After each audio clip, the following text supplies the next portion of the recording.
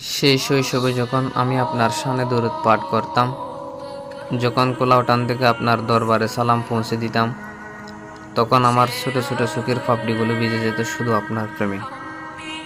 ভেবেছিলাম বড় হয়ে একদিন আপনার সাথে মন খুলে কথা বলবো। আমি যুগ যুগ ধরে দাঁড়িয়ে থাকবো আপনার রোজার সামনে।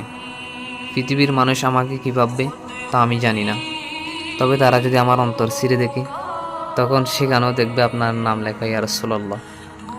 পৃথিবীর সমস্ত প্রেমিকারা যখন উম্মাদের মতো ছুটে বেড়াচ্ছে তাদের প্রেমিকার খুঁজে, ঠিক তখন আমি রণক্লান্ত হয়ে বাংলার পথে ধুলোবালিতে হামাগুড়ি দিচ্ছি শুধু আপনার বিরহে। আপনার রোজা মুবারক ছুঁয়ে দেখার যে লালসা আমার তৈরি হয়েছে, সারা পৃথিবী এক হলেও আমাকে থামাতে পারবে না এই সংকল্প থেকে। যখন দেখি বাংলার গাছে গাছে সবুজ পাতা, মাঠে মাঠে তাকিয়ে দেখি সবুজ গাছ, তখন আমার অন্তর আপনার ইশকের দামামায় বাঁচতে থাকে। মনে হয় যেন আর কিছু পথ হাঁটলে দেখা হব সবুজ গম্বুজের, আর কিছু পথ অগ্রসর হলে আপনার রোজার নূরে আলোকিত হোক আমার বিষণ্ণ চেহারা। পৃথিবীর সমস্ত সুর বিষাক্ত হয়ে ওঠে আপনার দূরদের কাছে।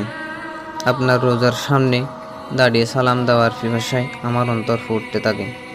বারবার মনে পড়ে শৈশবের কথা, যখন জানতাম না কিতাবের ইল, শুদ্ধ ছিল না মুখের উচ্চারণ, তবে আমার ছোট ছোট চোখের পাপড়িগুলো ভিজে যেত শুধু আপনার প্রেমে। আমার সমস্ত সিনা জুড়ে হর হামেশা বলে উঠত ইয়া নবী সালাম আলাইকা, বলে উঠত আল্লাহুম্মা সালাম আলাইকা।